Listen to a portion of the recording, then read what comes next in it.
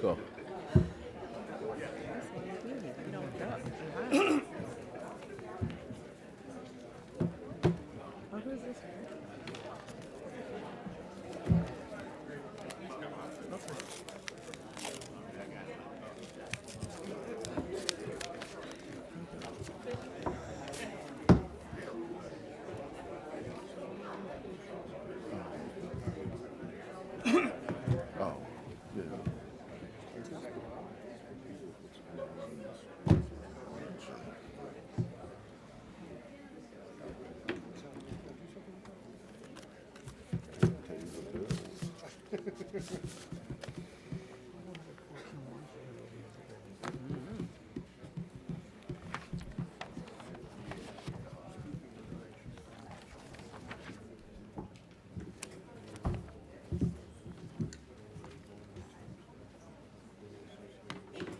Good morning.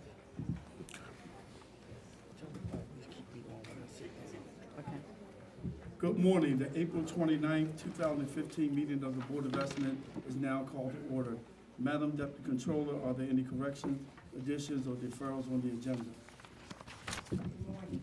For today's agenda, we have one change, which is on pages 43 to 44, and pertains to City Council Bill 140420, and ordinance concerning property tax reports, property tax credits, urban agriculture. On page 44, about one-third down the page, it has text in bold. All other reports were favorable. Please, after that text, add the following sentence. Council Bill 140420 has been amended by the Taxation, Finance, and Economic Development Committee with language by the ad hoc work group made up of representatives from the Finance Department, Law Department, and the Sustainability Office in order to address the above unfavorable reports. We have one item that is on the non-routine agenda, and that is page 45. In the absence of the Honorable Mayor Rawlings Blake, Mr. Henry Raymond will sit and act on her behalf. I have the following abstentions to note. Acting on behalf of the Honorable Mayor Rawlings Blake, Mr. Henry Raymond will abstain on page 68, item number 2. I don't think we should. Okay. The Honorable President Young will abstain on pages 43 to 44, page 59, number 9, No TV cameras. page 68, item 2, page 89, items 6 and 7. Also, the Honorable President Young will vote no on pages 64 to 65 and pages 66 to 67. There are no abstentions for the Honorable Comptroller Pratt. And again, the only item remaining on the non-routine agenda is page 45. Mr. President and members of the board, that is the one change to today's meeting agenda, as well as the abstentions and the no votes. Thank you. Thank you. I will direct the board members' attention to the memorandum from my office dated April the 27th, 2015, identifying matters to be considered as routine agenda items together with any corrections and additions that have been noted by the Deputy Controller. I will entertain a motion to approve all of the items contained on the routine agenda. Move approval of all items on the routine agenda. Second. All those in favor? Aye. All opposed? Nay. The motion carried. Routine agenda has been adopted. The first item on the non-routine agenda can be found on page 45, Department of Audits, Audit Report and Related Audit Digest.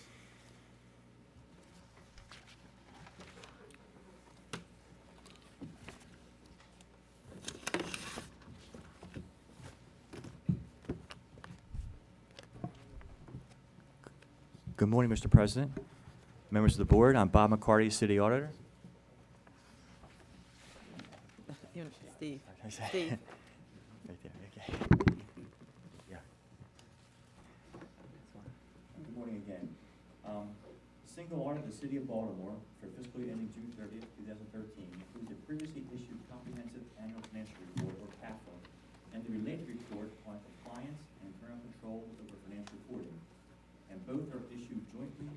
by the Department of Audits and KPMG.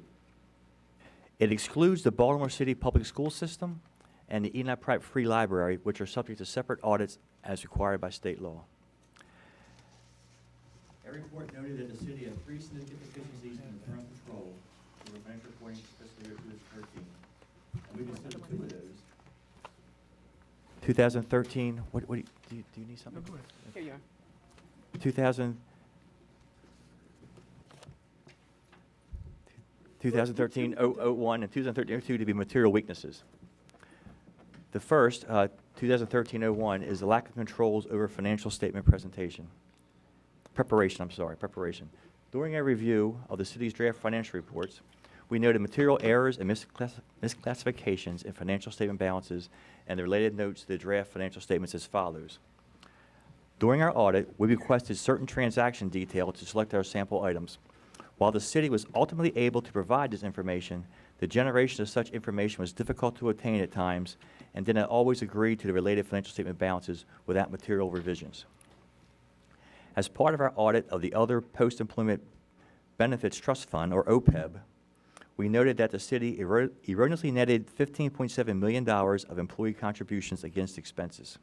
We also noted that the city misclassified an $18.9 million cash equivalent as an investment and misclassified $20.9 million investment by type in a note. These errors were subsequently corrected by management. During our audit, we noted that the city did not correctly reverse $1.2 million of conduit revenue accrued in fiscal year 2012. This error was not subsequently corrected by management. As part of our audit of the mobile equipment fund, we noted that the city misclassified a $28.4 million transfer to refund overcharges for fleet rental costs.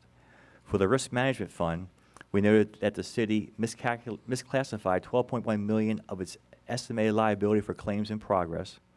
And for the Industrial Development Authority Fund, we noted that the city misclassified $18.1 million of investments as cash and cash equivalents. These errors were subsequently corrected by management. We recommend that management refine the process used to complete the draft citywide financial statements, notes to the financial statements, all significant adjustments, conversion to accrual adjustments, and prepare necessary account reconciliations. The Department of Finance stated that it agreed and that it is committed to continued improvement of the CAFR process. Finding 2013-2, during a review of manual journal entries recorded in the city's general ledger system, which is City Dynamics, we noted material deficiencies in the preparation, review, and approval of those journal entries. Specifically, we noted that the city posted manual journal entries in the amount of $30.9 billion during the fiscal year. BAP's personnel was able to review and approve the manual journal entries in the system without obtaining and reviewing the prior support for the entries.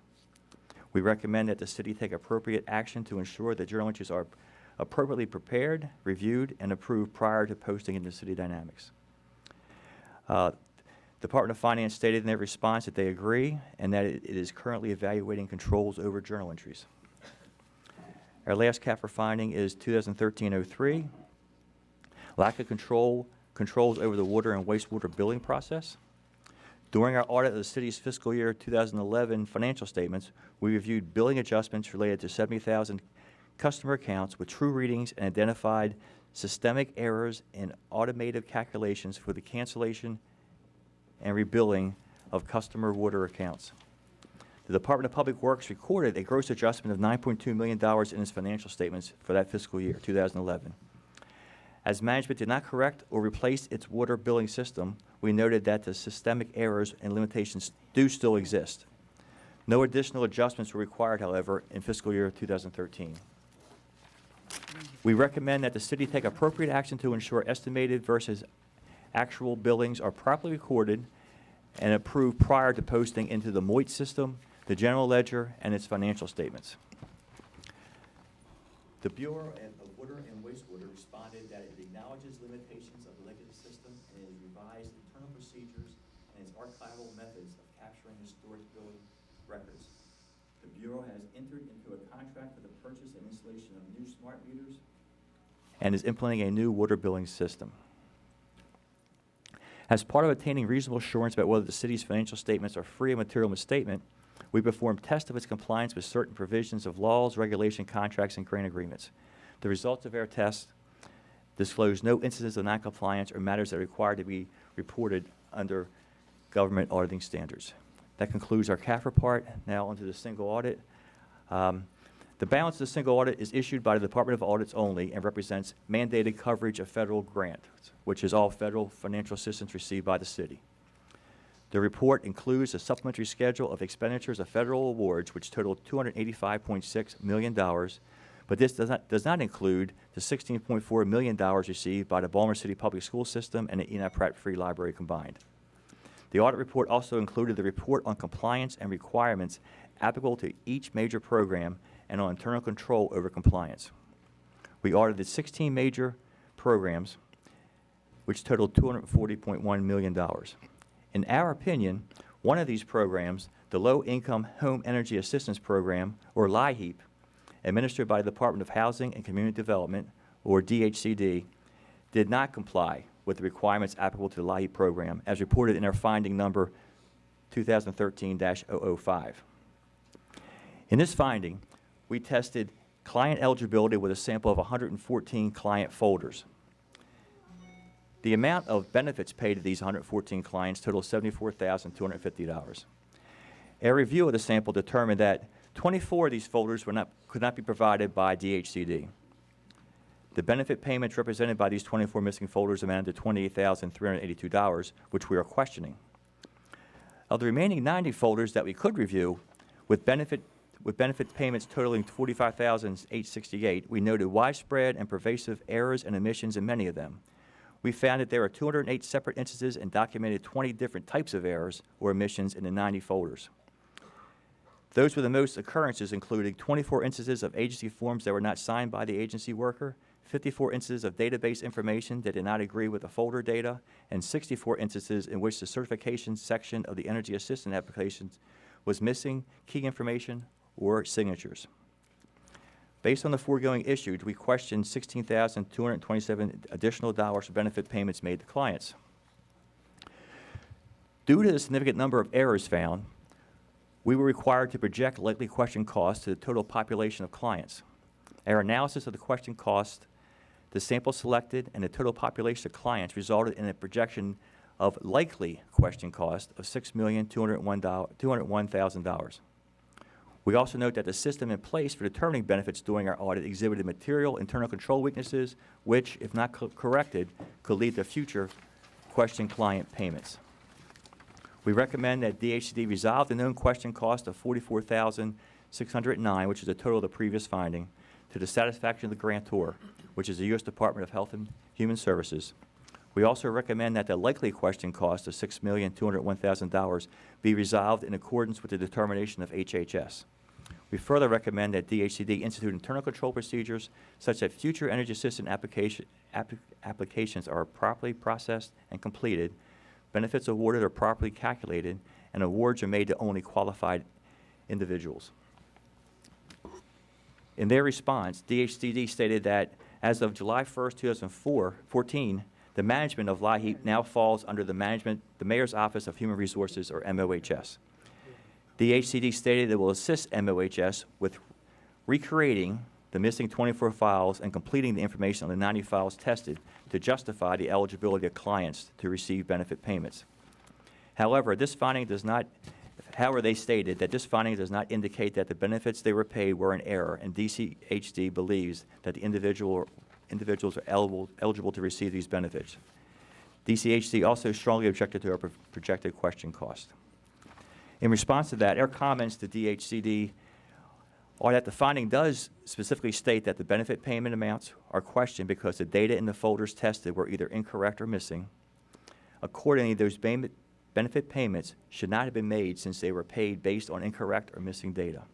Furthermore, likely question costs were projected to the total client population because of the significance of the error rate for the test selection of clients. Also, in our opinion, the city did comply with the requirements of its other 15 major programs.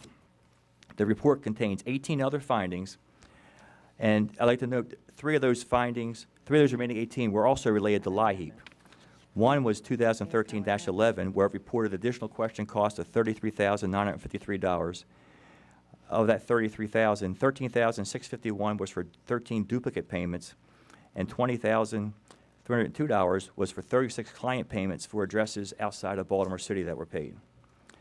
And the remaining two findings, 2013, 17, and 18, were the reporting of internal control weaknesses in record keeping, cash management, segregation of duties, and in the above client application process. Additionally, some other federal programs did continue to have problems in reconciling grant financial reports to the city's accounting records, submitting grant financial reports in a timely manner, and in providing adequate supporting documentation. None of those we considered material. As required by the Office of Management and Budget Circular A-133, the city's summary schedule of prior audit findings and corrective action plans for both the current and the prior findings have been included in this report. Excuse me, Mr. Council President, we don't mean to interrupt, but we are here 150 strong citizens of Baltimore, and we have two quick requests that we'd like to make, and then we'll depart from the meeting. There's been a lot of talking in our city, a lot of press conferences, but these citizens from Sandtown, many from Sandtown here today, do not feel that they've been listened to. We appreciate that Councilman Mosby has come to the community and sat down and listened to residents. And we'd like to invite you, Mr. Council President, to come in to Sandtown to sit down with residents around tables to hear their pain, what they're experiencing at the moment. And so we'd like to ask if you would commit to doing that today. I would do that as soon as I finish my schedule, and I've been in Sandtown. I've been all over the city of Baltimore. That's great. We would like for you to meet with these particular residents, the No Boundaries They're welcome to Coalition, meet with me. those who have You can organized. just get through our meeting. You can meet with me right after this meeting. I've been all over this city, in Sandtown, East Baltimore, all over the city of Baltimore, during this terrible time that we're facing. So I haven't neglected any communities.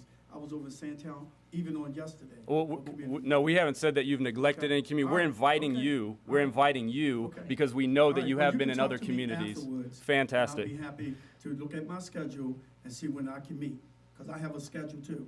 Right. All right. Our second request, again, 150 of the people that you serve here today, our second request is to help us get a meeting with the police commissioner. So again, the residents who are most directly affected can sit down with the police commissioner, share their concerns, what they're experiencing. We have asked the police commissioner for a meeting, and so we'd like to ask your help. If we're not able to secure that meeting within the week, will you help us secure that meeting? I would try to secure that meeting. As you know, the police commissioner works for the mayor, not the city council. So I would do what I can to try to make that happen. He's a cabinet appointee. For those of you who are, making those statements, he does not report directly to me nor John. He reports to the mayor. We're aware of So that. I'll do my best to try to make that happen. We're aware of I that. can't promise that that's going to happen. And I just want to reiterate, we came here to talk directly with you today because we know that you are a leader who is listening, and we would like for you to come and help us, again, for the residents who are most directly affected, especially those in Sandtown, so that they can sit, they can share their Already pain. said that I'm committed. Thank you. Thank you. Thank you very much.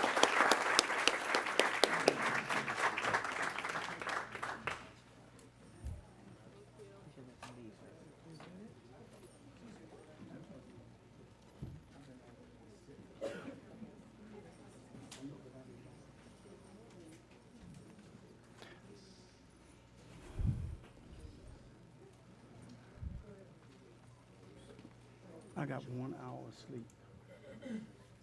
1 hour of sleep. 1 hour. We got it. I haven't had any sleep in 2 weeks. Helicopters, no sleep. Can't even get to work. I've been all over the city, ma'am. And I Even Sandtown. We're not getting any sleep. Bishop Miles, would you please get some order, please? Thank you. You got your 1 hour, so did we. Ma'am, I wasn't even talking to you. We know y'all wasn't there.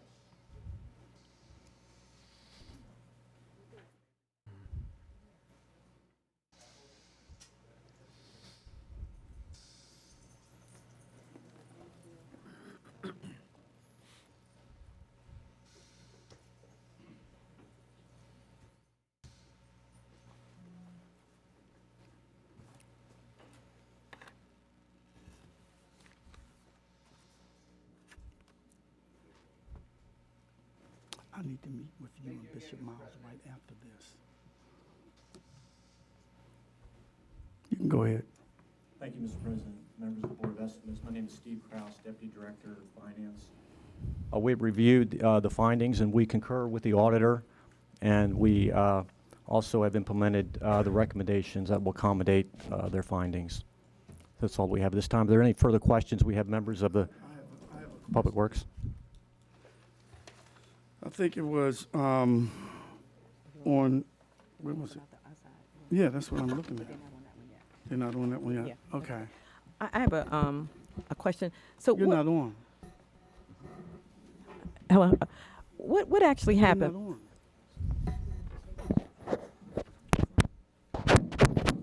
Okay, all right. What actually happened? Because these are recurring errors, and you have accountants over there, and it appears that they know how to make correct journal entries, and they are material. So is it a lack of, I mean, are they new hires? Is it people leaving that didn't leave institutional knowledge? Because I am really concerned about, and the other problem that I have is because these errors are occurring, it's impairing the work that the auditors can do because they're waiting for reconciliations and they're not able to do audits that is on their schedule because there are delays in getting information and having to reconcile and go back and forth to find out what went wrong and then make the appropriate, or have you make the appropriate adjustments. And Madam Controller, I think there's several of those things may be happening at this time. I think there has been a lot of turnover of the leadership over at our accounting payroll services has shifted Okay. significantly in the last year. We've made some new hires, recently hired a new supervisor that will be directly below the bureau chief, and we've also identified another accounts payables person from the state that we're negotiating with now. So I think that's contributed, I think, to our issue here. But I believe, that we've worked with the auditor, we concurred with that, we made the changes, I think, that were required. And we hope we'll have a better time this next round. Okay. Okay, my question is you said there were 36 non-city residents that took advantage of this program. Yes, sir. What happened with that? Well, at this point, we're questioning the cost. Can anybody from housing answer that question? I want to know how 36 households outside of the city of Baltimore receive help. Kim, We Wa- got citizens right here that need that help. Kim Washington, Department of Housing, Community Development. Good morning, Madam Chair. Good morning, Mr. President. We are going to go through all of these files, review them, and review all of the audit findings. And I will take that back. Now, if people got these funds that wasn't residents of Baltimore City, how are we going to recoup that money? I will talk to the Deputy Commissioner. Thank you. Can you give us any idea, Ms. Washington, of the I have another timeline question. for reviewing I those have a couple files? questions. Just back of the envelope. We will review them immediately, and I would say within the next couple weeks. Madam Deputy Controller? Yeah. With the LIHEAD program now with MOHS, how would DHCD be assisting them in resolving these findings and improving the control weaknesses? And have you been meeting with MOHS on this matter? Good morning. Dr. Jacqueline Galhardi, Director of the Mayor's Office of Human Services. We are aware of the findings. We are incorporating some of the findings in terms of our current practice in administering the funds, and we will be assisting housing in preparing whatever documentation is missing to the extent that we have those records with the current clients. No, so I would like to suggest that you work with the audit department so that these matters can be cleared up, and would like a report back to this board in 90 days as to the progress and communications that you've had with HSS. Absolutely, but I do want to point out that these were records that were before we took over the program, so they do not reflect any records that are currently being administered by the Mayor's Office of Human Services. but we will support and assist to the extent possible to resolve the audit findings. Okay, and I offer the assistance of the audit department Thank you. also. I have another question. Okay, this is not going to be the same thing that we had with the federal government, where we had to pay back all this money. Is this going to be another one of those? You're right. I just want to know. Yeah, I if can we're answer- in the same Yeah, position. it does have a potential. That luckily question costs of $6 million are a statistical estimate. It depends what HHS will want to do from this point on. And I would interject that those statistical estimates that are what the feds look at are Mhm. not always ironclad. They are estimates. There are all kinds of different statistical analyses. So whatever the ultimate determination is on the files, the bottom line number could be quite different than 6.2. Could be more. Yeah, it could be more, though. Could We be don't know. more. Yeah, Could be less, yes. Yeah. right. Okay. The audit has been noted. There have been no more business Thank you. before the board of recess till 12 noon. Bid opening. Oh, we don't have to, huh? Yeah. No, I think his people were disrespectful to me. I was talking to you, that I had 1 hour sleep. They had no business reacting to me, you know? Huh? Is he? No, I want to talk to you. Print Because it, they print shouldn't even, I was talking to Joan. I said I only had 1 hour sleep. I've been all over this city. You have. So what, Nick been, that's his district. You're right. Where are they? You gonna meet with them? 'Cause Is he gonna meet with me? Well, as noted by the auditor, you were citing the 2000.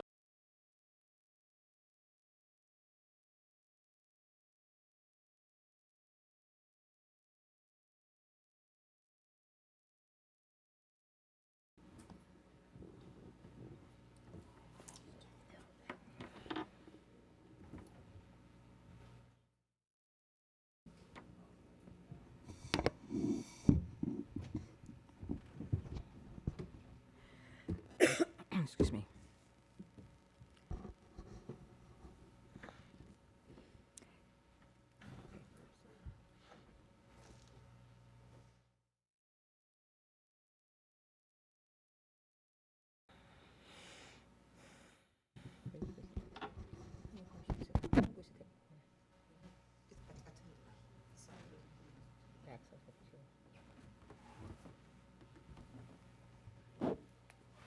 Good afternoon. The Board of Estimates is now in session for the receiving and opening of bids. We have one addendum for today.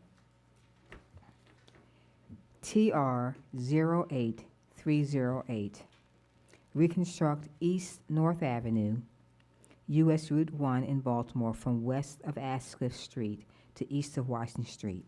Please change the bid due date from April the 29th to May 13th, 2015. Mr. Armstrong?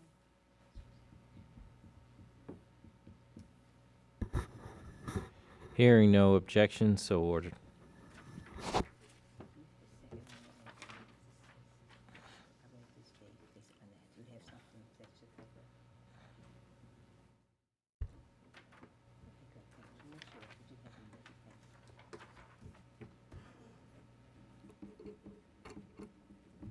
Thank you.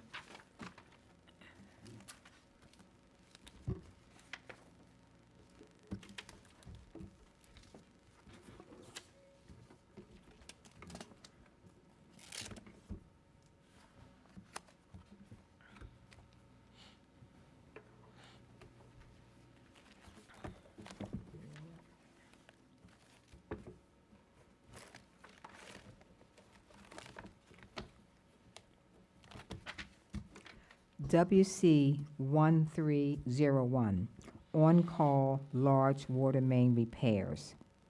A bid bond is required if the amount is over $100,000.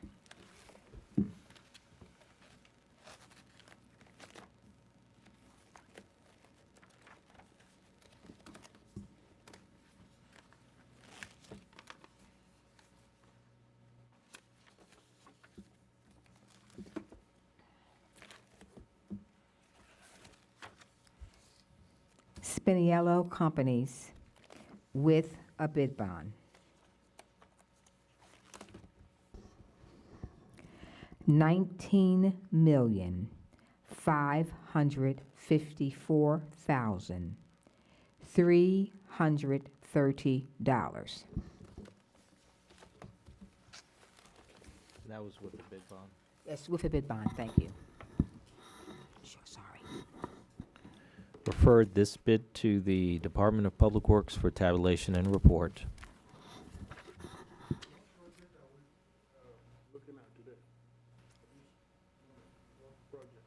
WC 1301. WC 1301. We have other bids that are going to be announced later, sir, if you're looking for something different. That was the first one that we were reading today. All right, thank you.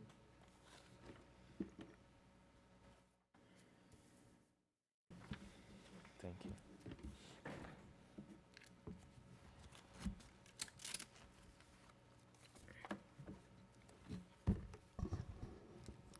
GS 13812, Appellate Judges Chambers at Courthouse East.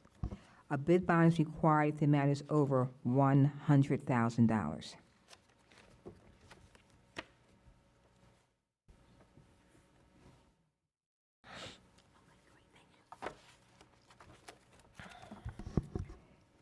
Tito Contractors, Inc., with a bid bond, $468,222.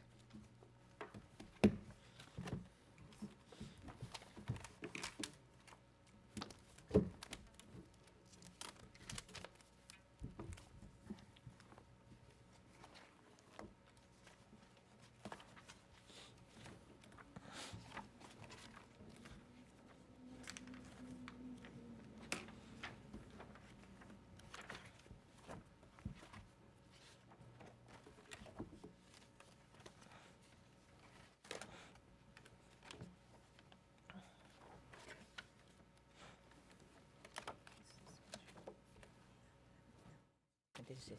This is it. I just found it. Thanks. It's page 348. That's where it is.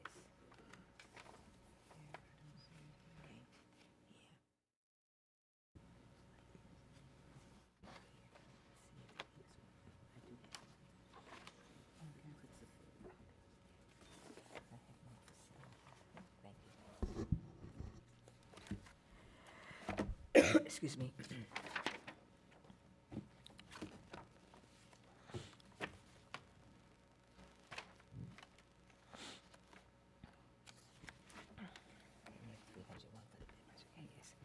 JLN Construction Services, LLC, with a bid bond. $298,854. Refer these bids to the Department of General Services for tabulation and report.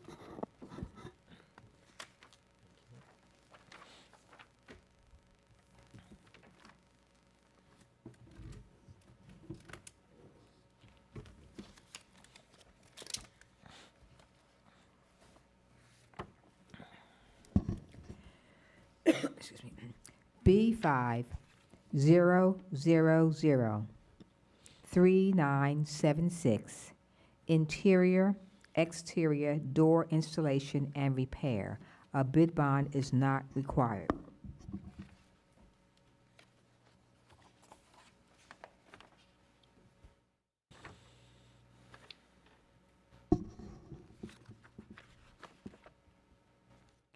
Home Right of Baltimore,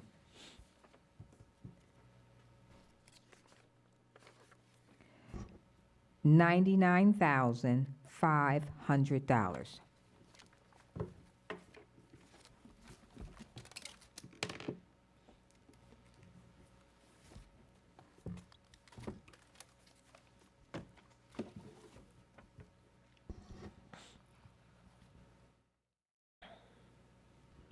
JLN Construction Services, LLC, $96,600.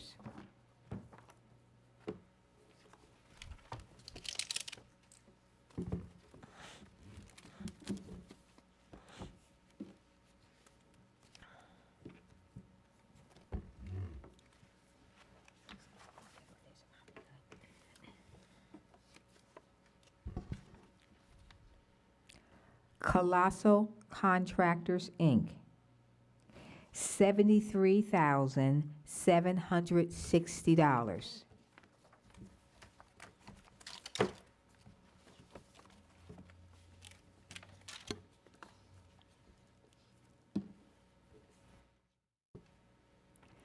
Win Home Improvement, $48,110.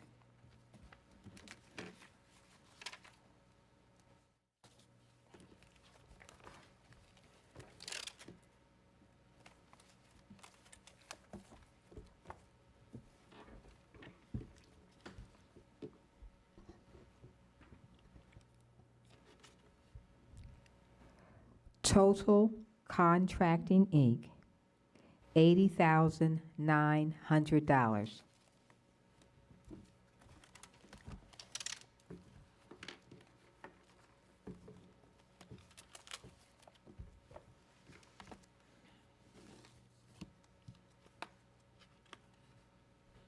JB Contracting, Inc., $75,355.56.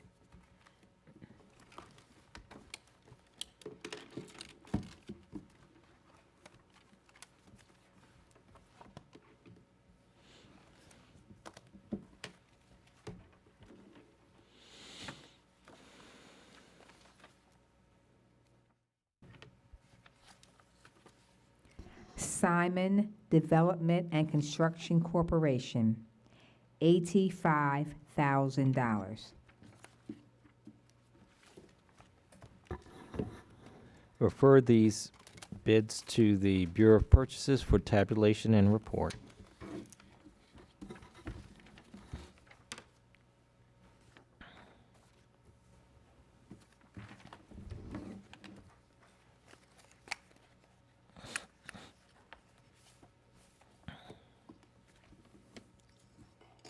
B50004038.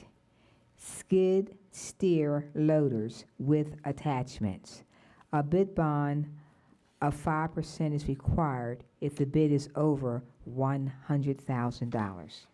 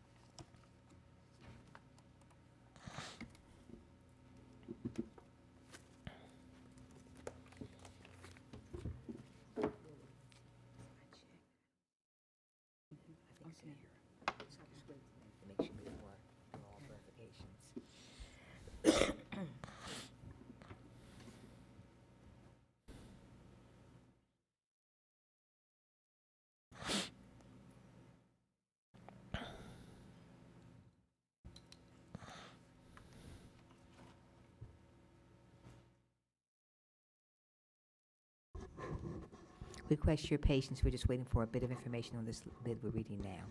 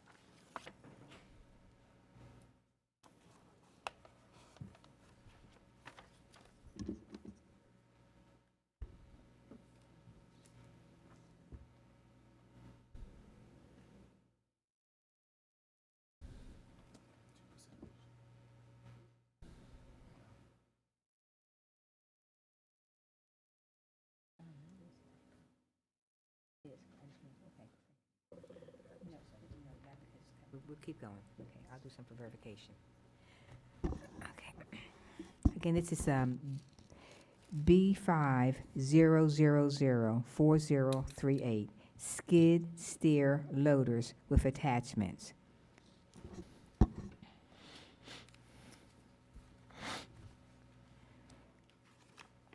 Valley Supply and Equipment Company, Inc., $106,092. It's subject to verification of bid bond.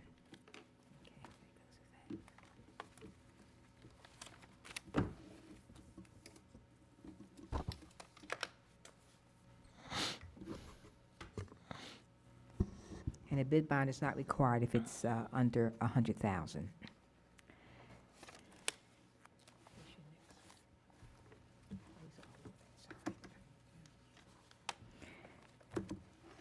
Metro Bobcat, Inc., $81,758. Sorry.